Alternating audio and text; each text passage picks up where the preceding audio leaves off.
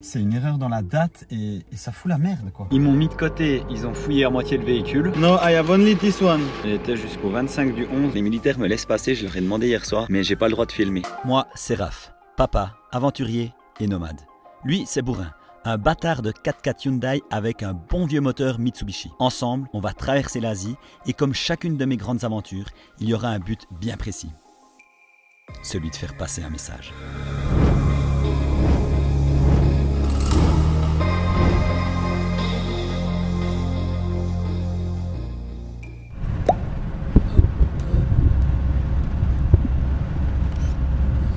Salut et bienvenue dans cette nouvelle vidéo. Aujourd'hui, je vais passer la frontière Grèce-Turquie. Je pense que ça peut être sympa pour toi que je t'explique un petit peu l'organisation que j'ai quand je passe des frontières parce que tout simplement, j'en ai pas. Ah, il me faut le papier. Oh, fait chier, je dois appeler mon assureur.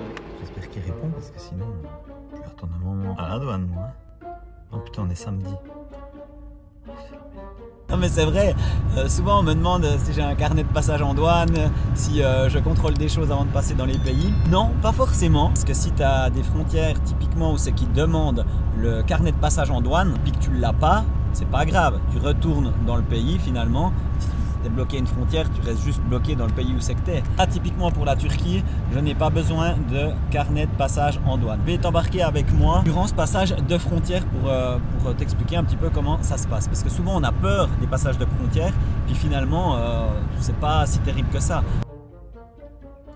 Oh non, je reste pas jusqu'à 2 jours ici moi. Après, il suffit que tu tombes sur un type qui veut t'emmerder, et là, oui, là c'est la merde. Et ils m'ont dit que c'était bon. Quand tu tombes sur un connard qui veut t'emmerder, parce que là c'était typiquement le cas, donc finalement ils s'en foutaient. C'est en général 1 voire 2 douaniers qui te contrôlent. Et il est pas très content de ta tête, bah, tu es sûr de passer à la fouille, quoi, par exemple. Ça, c'est un truc à regarder avant que tu passes les frontières, c'est le carburant. Le carburant est moins cher en Turquie, donc ce que je vais faire, je vais vider, vu que là je suis quasi à sec, je vais vider mon jerrycan et ensuite je ferai le plein en Turquie. Ça, c'est tous des petits trucs qui te font des petites économies. La même chose, la nourriture, ça vaut pas la peine de faire des achats en Grèce parce que c'est plus cher que la Turquie. Oui. Vider ce jerrycan. Alors si jamais, ici, j'ai un jerrycan de diesel uniquement pour mon Webasto et pour le véhicule. Bien entendu, tu cadenasses toutes tes affaires qui sont sur ton véhicule. Faut juste pas perdre la clé. Ouvrir la trappe. Pas mal de petites musiques ici. Oui, aussi un petit conseil, si jamais toi aussi tu as un jerrycan sur ton véhicule, pense de temps en temps à le vider, parce que de laisser du diesel dans un jerrycan comme ça tout le temps au soleil, des fois il y a des vapeurs qui partent, c'est pas trop bon. Et l'avantage quand ton véhicule il est sale, c'est que tu écris le prix que tu veux quand tu vas faire le plein, tu vois. Waouh, comme il est rouillé! Regarde-moi ça, l'état du truc quoi. Pas à chier, hein, c'est vraiment de la merde. D'ailleurs, si tu as une technique pour pas que ça coule, je suis preneur. Et hop, 20 litres dans le corps à bout. En fait, il y a pas mal de musique parce que je disais, je mets pas mal de musique parce que je viens de découvrir Spotify. J'avais déjà entendu parler. J'ai téléchargé l'application, donc là c'est le truc gratuit en attendant. Parce que comme vous avez pu voir dans un de mes posts sur YouTube, j'ai créé un podcast, Je suis papa, mais où je vais parler, c'est mon premier podcast, donc je sais pas encore trop comment ça marche, du sujet qui tourne autour de la paternité. Bref, n'hésite pas à aller voir, c'est sur Spotify. Justement, je crois que ça se dit comme ça, Spotify. Petit ce que tu veux, on y va. Un petit peu de musique du coup. Et c'est cool parce que ça te met n'importe quoi comme musique. Ah le monde! Ah oui, puis il faut que je te parle de la Grèce. On va mettre la pause là.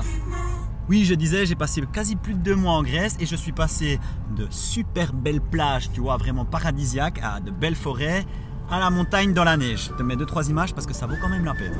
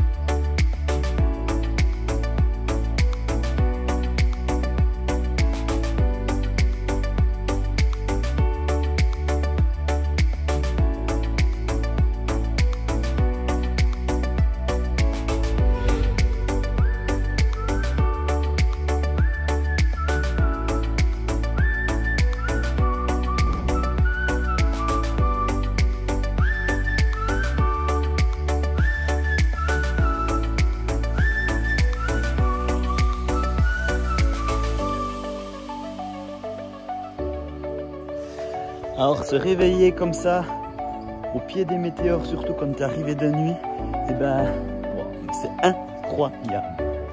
Incroyable.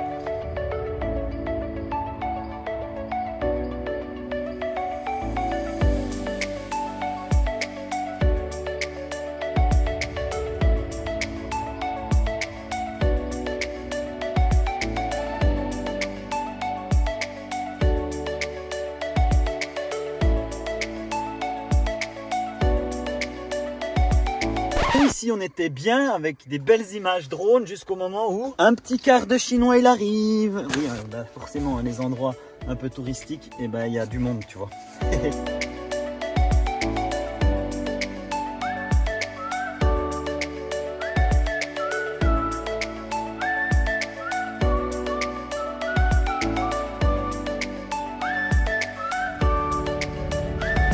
Cet endroit est magique avec des petits chevaux.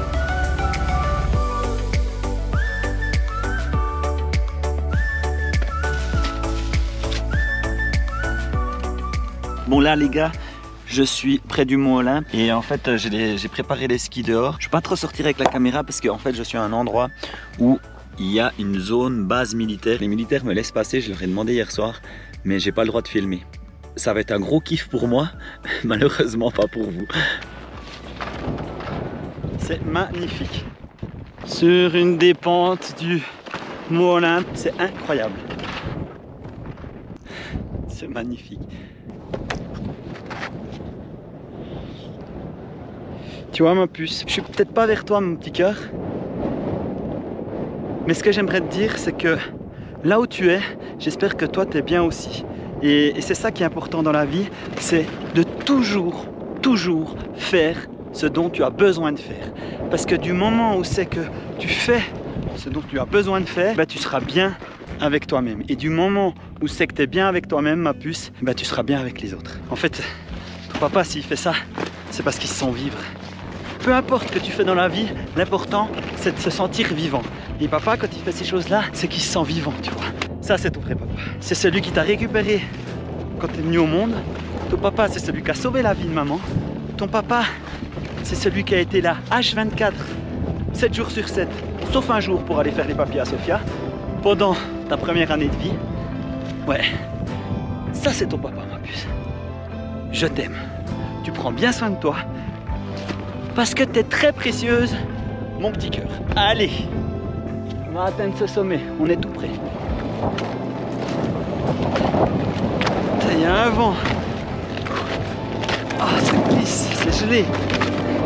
C'est beau.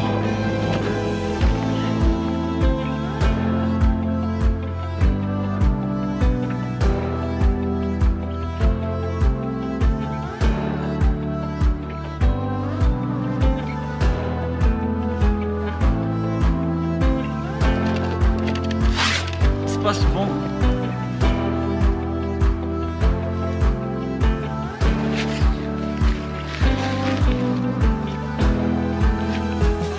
Je crois en ma fille, et plus tard elle va grandir. Durant ce périple, qui doit m'amener jusqu'au Laos, je continuerai à écrire aux juges et à me battre contre quelque chose qu'aucun parent ne devrait vivre. Mais je veux aussi montrer à ma fille que notre vie nous appartient et qu'il faut la vivre quoi qu'il se passe. Et pour ça, je vais continuer à vivre cette vie qui me convient et qui ne fait de mal à personne. Car comment veux-tu montrer l'exemple à ton enfant si toi-même, tu vas à l'encontre de tes propres choix et valeurs? Je ne pense pas que mon style de vie ou ma façon d'être fait de moi un mauvais père.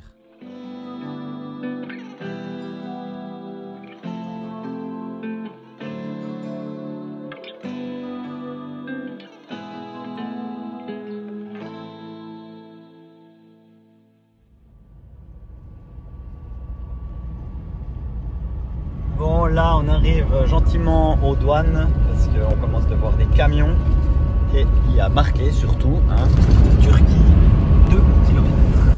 Alors, passeport. Eh bah, Doudou, qu'est-ce que tu fais là? Oui, c'est juste, t'as pas de passeport toi. Reste planqué. Là, passeport suisse parce que je suis suisse.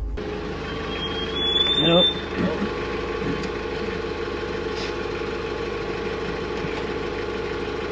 Thank you. Bye. vite été liquidé en Grèce. Allez hop, un petit schtempf et tu dégages.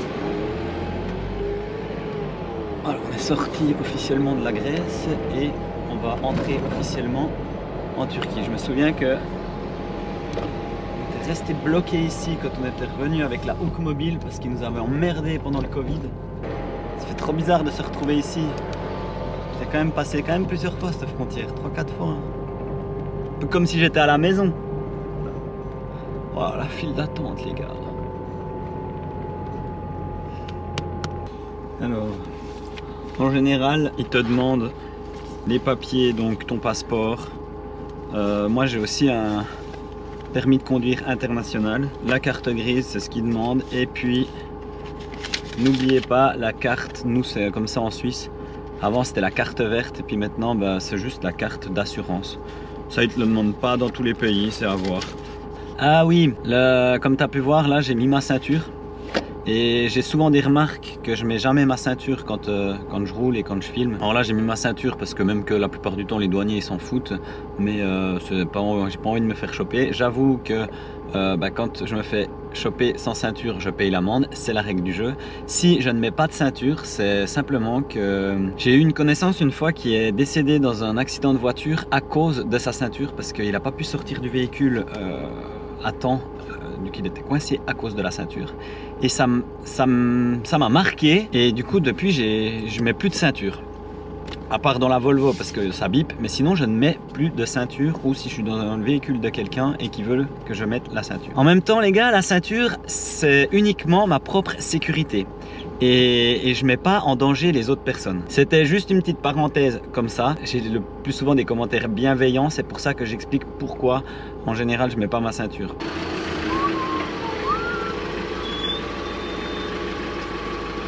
Hello. You need passport?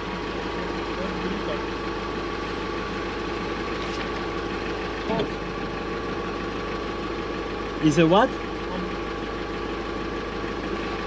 No, I have only this one. It's okay? It's okay? Bah là typiquement tu vois, j'ai fait le bobet. Enfin j'ai fait le bobet, je l'avais pas vu. Mais la carte verte, bah, elle est échue. Et du coup bah, le type elle est échue.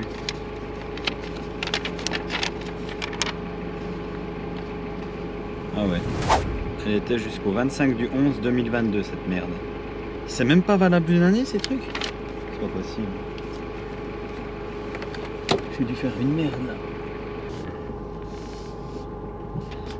Ok, bon, bah... Il est où ce papier? Alors ce que je vais faire, je vais écrire à mon assureur et... et voilà. J'espère qu'il répond parce que sinon je vais attendre un moment à la douane moi. Oh putain on est samedi. Oh non je reste pas jusqu'à 2 jours ici moi. Bon là ce que j'ai fait, j'ai téléphoné à mon assureur, donc lui il m'a dit que il faudrait que je la scanne et tout. Et ce que je vais faire, je vais changer la date. Donc je vais scanner la feuille, je vais changer la date parce que finalement c'est une erreur dans la date et ça fout la merde quoi. Donc je vais faire ça, donc télécharger une application de scannage, scanner et changer la date. Donc c'est pour ça que c'est important d'avoir une imprimante quand tu voyages. Ah là là.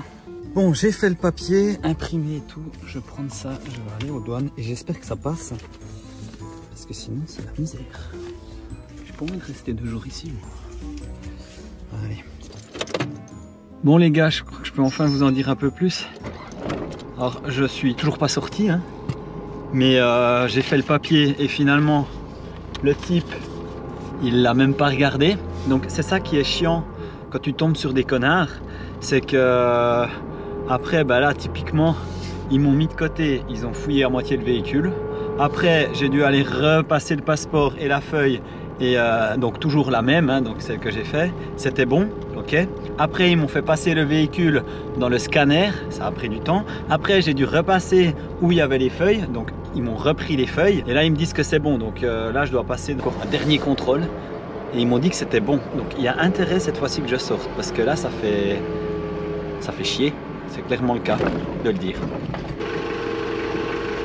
C'est bon, barrière ouverte, je suis en Turquie. Donc tu vois, juste pour dire, ce qui est emmerdant, c'est que quand tu tombes sur un connard qui veut t'emmerder, parce que là c'était typiquement le cas, ok j'avais ce papier qui n'était pas mis à jour, mais quand je l'ai redonné à jour, le type il l'a même pas regardé. Donc finalement il s'en foutait. Faire repasser les papiers en même pas en regardant juste le passeport, finalement même pas le papier que j'ai refait, donc le papier de l'assurance internationale du véhicule.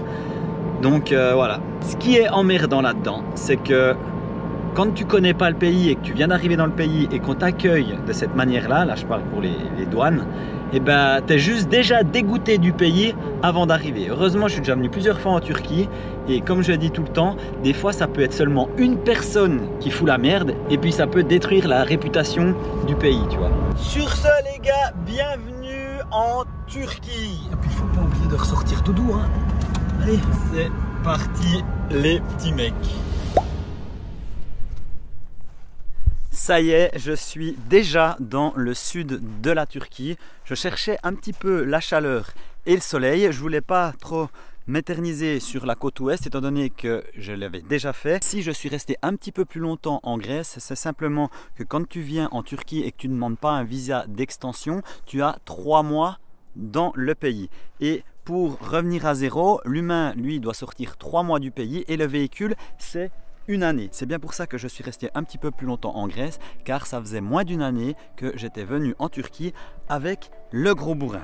Mais ce que je voulais dire aussi par là, c'est que l'avantage avec le mode de vie nomade quand tu passes une frontière, c'est que tu as toujours ta maison avec. Donc si tu es bloqué à la frontière, au moins tu as ta maison avec. Et avec ce mode de vie nomade, tu es fait pour t'adapter. Et c'est justement l'importance quand tu passes une frontière parce que ça change souvent. C'est pour ça qu'il faut bien contrôler avant de passer, pas faire comme moi j'ai fait là. Tu peux des fois avoir des catastrophes naturelles comme il y a eu là en Turquie. Tu peux aussi avoir des conflits. Ça peut tout le temps changer les frontières. C'est bien pour ça qu'il faut te renseigner juste avant de passer la frontière. Et surtout d'avancer. Sur ce, je te dis à une prochaine vidéo. N'oublie pas, abonne-toi, like, commente, ça fait toujours plaisir. Allez, à plus!